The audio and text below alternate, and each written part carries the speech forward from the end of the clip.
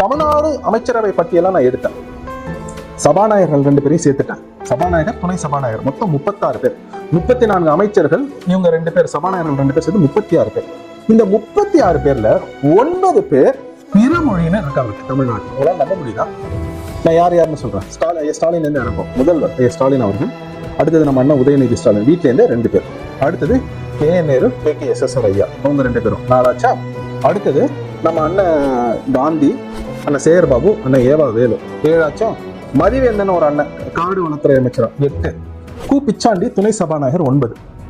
அப்ப தமிழ்நாட்டை யார் அதிகாரத்தில் இருப்பவர்கள்னு பாத்தீங்கன்னா, அதிகாரத்தில் இருந்த முக்கியமான நடவடிக்கைகள் தங்களுக்கு வேண்டியதெல்லாம் செஞ்சுட்டு இல்லையா 36 பேர்ல 9 பேர், அதாவது 25% மக்கள் பிற மொழியில் இருக்காங்க தமிழ்நாடு அமைச்சரவைகள். சட்டமன்ற உறுப்பினர்கள் கிடையாது, அமைச்சர்கள், துணை சபாநாயகரா இருக்காங்க.